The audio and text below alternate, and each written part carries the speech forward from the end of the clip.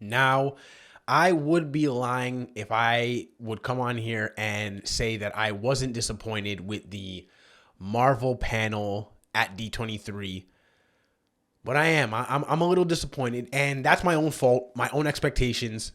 You shouldn't do that. You shouldn't have these high expectations of these things that will just you think will just pop off, and kind of get your hopes up, especially for just things like this. So I will admit that I as much as I was a little disappointed, they did reveal a lot of stuff still, and I obviously at Comic-Con they revealed a whole bunch, especially with the 2 Avengers announcements. So us getting the announcements that they did at D23 was still as a fan a good treat. So that disappointment is out the door, and I'm excited to talk about the stuff that they did reveal. So let's get into this. Hello. It's your boy Brandon Correa, aka EF Fun of Entertainment. If you like this video, hit the thumbs up. If you think you would be interested in content like this, news pertaining to Marvel, DC, entertainment stuff, breakdowns, trailer reactions, episode reviews. I got Lord of the Rings of Power reviews on here. I got House of the Dragon reviews. I got, movies like Everything Everywhere All at Once reviews. The review for that on here. She-Hulk reviews are on here. Obviously, the big name IPs, I'm watching those and I'm doing reviews. So if you think you'd be interested in content like that, subscribe to the Brandon Correa Network. I promise you will not regret it. So let's get into this Marvel, and not even just Marvel, but Lucasfilm and Star Wars panel and Marvel panel breakdown. Just so the whole big D23 panel breakdown, I'm going to be breaking all the stuff down that they revealed.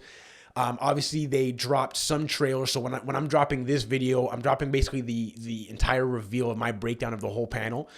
And then you will be seeing trailer reactions for the trailers that they dropped for, obviously, the Star Wars properties, the Marvel properties. I will be doing trailer reactions. And for those, I will be doing, I actually got a couple of my friends coming to do the trailer reactions with me. I got the dogs coming with me, or not coming with me, but coming here to do some trailer reactions with me. So it's going to be a group trailer reaction for some of these, for all of the trailer reactions that came out in D23. So it should be good. Should be some fun reactions and a fun time. So stay tuned for that. So let's get into this, all the breakdowns for D23. Sorry about going on my phone. I got a lot of notes, a lot of stuff that they revealed, and I want to go over everything and make sure that for the viewers watching that you guys get all the stuff that was revealed, since we weren't in attendance at D23, right? So let's get into this. We're going to start with Star Wars. And so the first thing that dropped was there was an official trailer for Andor, another trailer that dropped. It's coming out in a couple weeks.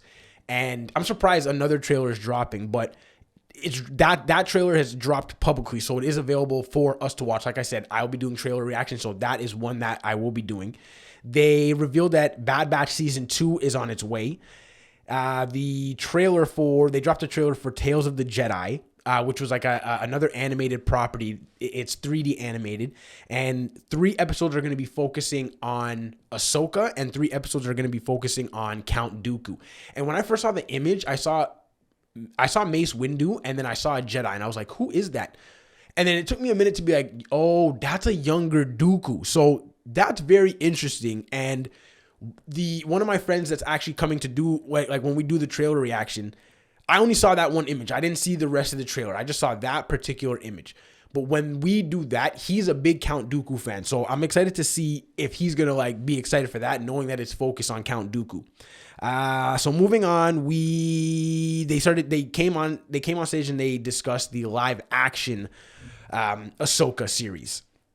And they showed some footage of Sabine, because they did show that they revealed that there was going to be that connection. And for the people that are big Star Wars fans, but you're not really into the animated stuff, I promise you, Clone Wars and Rebels are some of the best Star Wars in recent years. Like, they are absolutely amazing properties.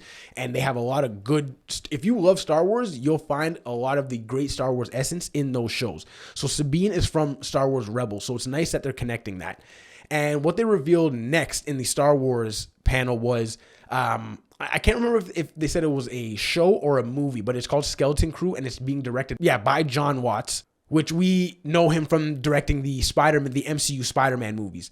And then the last thing in the Star Wars panel was they revealed a trailer for Mandalorian Season 3, And I'm super, super, super excited about that. And where they left off was him taking off his helmet and him kind of being banished, but also him winning the Darksaber, and that tension kind of seeming like there's going to be between her and Bo-Katan. Sorry, him, like Din Djarin and Bo-Katan. Right, so obviously the leadership and rule of Mandalore, I think, is going to play big into this season. And obviously, when I watch the trailer, it could seem like they're not going in that direction at all. So very, very interested to see that trailer. Can't wait to see that trailer. Like I said, my one friend is a big Star Wars fan, so I'm excited to see those Star Wars trailers.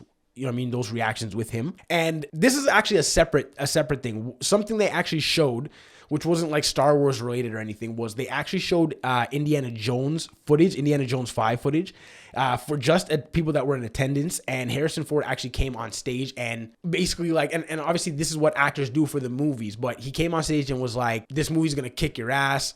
But someone actually tweeted, I don't know if it was someone that tweeted out that saw the footage, but they were like, it looks absolutely amazing. So hopefully good things come out of Indiana Jones 5. I know that there's a big fandom for that franchise. And obviously it's a classic franchise. So, there's going to be people coming out like of all ages, right? Like even like older people that watched it, like older people like 70, 80 that maybe watched it when they were younger with their kids. So they may be coming out with generations to this movie. So it's going to be very interesting once they reveal like a public trailer, what the reception is going to be, and like what we think about it. So interested to see what comes out of that footage. Now moving on to the big fish, right? The Megalodon. Moving on to the Marvel panel, right? So we're going to dive right into this. So they started basically kind of with just like a random little joke not even a joke, but just like a little random thing by starting off with the Avengers musical that we saw in Hawkeye. They started off by kicking that off in the crowd. Then they basically revealed, so they went into some Black Panther, Wakanda Forever stuff. Ryan Coogler came on stage and a sneak peek was given to people that were in attendance at D23. Y'all already know, if you saw my trailer reaction, I'm going to put that at the end of the video and a link in the description. You know what I mean? Like that trailer is one of the best trailers I've ever seen. Made me mad emotional. You know what I mean? I'm a black actor. I'm an actor myself. So just the passing of Chadwick was just really affecting to me, just on a bigger stage. And just even me being a huge superhero fan, his passing was just, it was sad to see. Just honestly, y'all already know, if you've seen that trailer reaction of mine, y'all already know how I feel about this movie. So I'm not going to lie. That's probably the one thing. All the other stuff I could probably maybe hold out on. And we'll probably obviously get that footage because the movie is coming out in November. So it's like 2.5 months by this point. We'll probably get 2 more trailers. We'll probably get this footage in maybe like a week or maybe even a couple days or something like that, right? So that's that, you know what I mean? That's probably the one thing that I wish I probably would have been able to see. But the footage basically highlighted action sequences between Namor and M'Baku. And it basically highlighted plot details which is, we probably already know as MCU fans, that Wakanda is basically being targeted for its resources, which now that it's come out to the world, that's definitely going to happen more. But because the death of T'Challa, which we're going to see in the movie, they're going to be at a transition point, which is usually when governments are at their weakest. So it's like, we're going to see them really be at a vulnerable point, and a lot of the world is targeting them at this point. And obviously we're going to build on from there, but that's the biggest stuff that was kind of revealed out of Black Panther, Wakanda Forever. So then they kind of segued into Ironheart and the series, and all they really showed for that was Anthony Ramos, which came on stage. They revealed just him as the Hood. And they said that the movie is basically mainly going to be about the idea of technology versus magic, right? So pretty simple, not too like complicated, but I'm interested to see if there will be like a bigger overarching kind of theme or idea that will link from her series into the greater MCU. Next, they revealed just some stuff about Ant-Man Quantumania. Not much, though. And that movie's coming out pretty soon. So I thought maybe they might have revealed a little bit about that. Because I'm pretty sure that's the movie to start off next year in like February, right? So not much details. And they basically just revealed that the movie will be directly tied into Avengers Kang Dynasty, which we could obviously probably put that together based on knowing that Kang is the villain. Then they showed a trailer for Werewolf by Night, which I will be doing a trailer reaction for. So this is obviously like a kind of like an off thing. You see, like from the from the couple images that I saw that it was black and white. So it looks really, really different. As an actor and someone that appreciates all genres of this medium that not only do I love to watch, but I am trying to actively participate in. I like when the TV shows that I watch that may be about a particular like singular subject matter, like superheroes, but they're able to explore different genres and ways of telling those stories. And this looks like a very, very interesting artistic way of kind of telling a Marvel story. So I'm interested to see what comes from that. I'm not going to be like running for it, or it's probably not going to be like my most anticipated or what I'm super excited about, but I'm going to watch it and we'll see. Maybe I watch it and I'm like, yo, that was absolutely fucking amazing. So we'll see.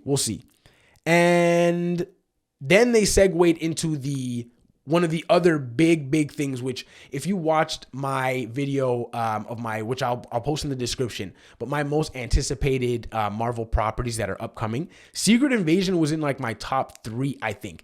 And honestly, like I will be doing a trailer reaction with the dogs dem for Secret Invasion, but I already know that I could already tell in my heart that Secret Invasion is probably going to be one of my favorite Marvel properties, because all I get from that show, and I didn't even see the footage. I'm calling it. I promise you I didn't see anything, and I was calling this from time. And if you go back and watch that video that I made, I said that I feel like this movie is going to be about this. Winter Soldier to this day is still my favorite MCU movie. I think that is the coldest MCU movie. Like I said, I like when my superhero properties, because I love my superheroes, I love when they're able to tell their story, but within a certain different genre, right? To me, when I watch Winter Soldier, I'm like, that doesn't even feel like I'm like, I could literally take this as a spy thriller, and it's that close to that genre as opposed to like the superhero genre. Like that's why to me, like that movie is amazing. And Secret Invasion to me is gonna, and I called this, and I've already been hearing it a little bit without me seeing the footage, but I've been hearing a lot of people being like, this is giving Winter Soldier vibes. And I'm one of the few people, like a lot of people have it in their like topper echelon MCU movies, but not a lot of people have it still as their number one. Winter Soldier to this day, like I said, is my number one MCU movie. So hearing that Secret Invasion is going to be like Winter Soldier, sign me up. So yeah, super excited for Secret Invasion, honestly. Now segueing into, they revealed some footage. The cast came out for Loki season 2, and they just showed footage for the people in attendance, and they basically showed that Jonathan Majors will be back as Kang in season 2. So I'm wondering, obviously we saw that at the end of Loki season 1 that he was a different variant from the first Kang that he played. So I'm wondering if in Ant-Man Quantumania, if it's going to be an even like another different variant of Kang. And my apologies, looking over my notes, after the Secret Invasion panel, they actually went into Armor Wars, which we haven't heard anything about Armor Wars for a long time, but Don Cheadle is coming back. And honestly, because they didn't speak about it for a while, I was really starting to think that they might have canceled it, but they didn't cancel it. Armor Wars is on its way, and I am really excited for it, because I really do think that War Machine is an underrated character, and I really enjoyed Don Cheadle's portrayal of him, and I think that his storyline could be really good. Like the storyline that could come out of Armor Wars could be really good. So after the Armor Wars panel, it went Loki, which I just went through, and then it went into Kevin Feige came on stage, the Fantastic Four logo came on the screen, but no big updates. And I honestly thought for sure that Fantastic Four would have been the one of the two big properties that they've acquired, Fantastic Four and X-Men. I thought for sure that they would have revealed, because obviously we have a Fantastic Four date. So I thought they would have revealed the cast, maybe Doctor Doom. Like I thought bombs were being dropped at D23, but it seems bigger bombs were dropped at Comic-Con. But it seems like, it was just grenades, just some grenades, which, in this context, the grenades that were thrown at us from Marvel and Disney were okay. But I thought they were going to be dropping bombs that just shake the entire internet. You know what I mean? So, but the one thing that they did confirm for Fantastic Four was the director, which there was a lot of rumors, which I actually brought up in one of my videos that I was breaking down about just some DC and Marvel updates. They hired Matt Shakman, which was the director of WandaVision, and he directed every episode. And WandaVision to me is still one of the best Marvel Disney Plus TV shows that they dropped. So, you know, I am interested to see what he could do with Marvel's first family. And clearly, like, again, I trust Kevin Feige, so if he thinks that this guy is the one for the job to do this big task, especially because the audience has seen this portrayal of characters falter so many times, if Kevin Feige trusts him, in Kevin Feige I trust. So no big casting updates or any big updates outside of the final director choice.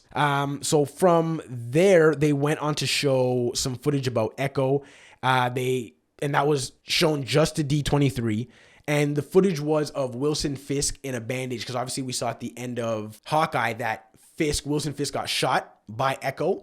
And it's kind of right out of that comic book panel where he has like the two patches like on his eye because he gets shot. So they then transitioned into Daredevil Born Again. They showed a new logo. Charlie Cox came on stage, said he was excited to play Daredevil, and they then showed a clip from the upcoming She-Hulk episode, which he will finally be in. And we knew from the trailer that they dropped before the series aired that Daredevil will be in the series. So exciting to know that next week's episode will be the episode that Daredevil finally comes back. So then we got, this is a big one, actually. This is a big one. We then have, they revealed some Captain America 4 news. So Captain America New World Order, the logo was revealed, and the logo looks pretty dope. It's obviously like the American star, but they actually looked like there was like falcon wings coming out of the side. It looked really cool. And it was revealed that the antagonist will be the leader and will be played by Tim Blake Nelson, the same actor from Incredible Hulk. And I mentioned in one of my previous videos, Incredible Hulk is an underrated movie. I really enjoy that movie. And them just referencing more stuff like they are doing in She-Hulk right now, they are canonizing that movie more and more and more. And I love it because there's bare people that hate on that movie, and that movie should not deserve all that hate. I am telling you. So the fact that they're bringing him back is amazing to see. They also brought Danny Ramirez on stage to confirm that he will be playing Falcon. So Anthony Mackie's Captain America will have a Falcon, and they also revealed that Isaiah Bradley will be in Captain America New World Order, but no Bucky. But the reason why there's no Bucky and transitioning was the last thing that not the last thing, sorry. What they then showed, the second last thing, was the Thunderbolts.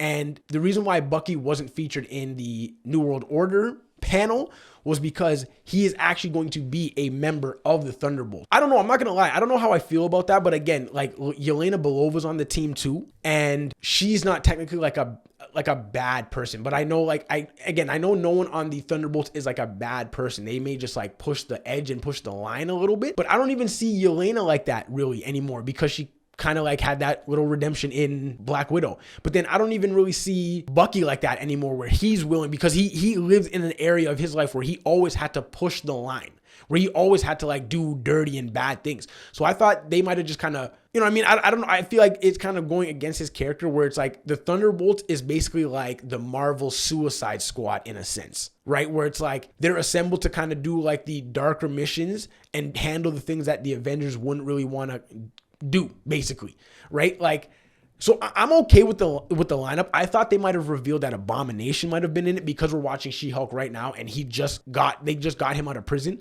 But I guess based on the stipulation, like, he's not allowed to leave. So I wonder if maybe in the Thunderbolt movie they're gonna maybe reach out to the ranch that he's talking about, the plot of land, and actually try and recruit him because they need some type of muscle. So I'm interested in the Thunderbolts. The lineup, I don't know how to feel about the lineup yet.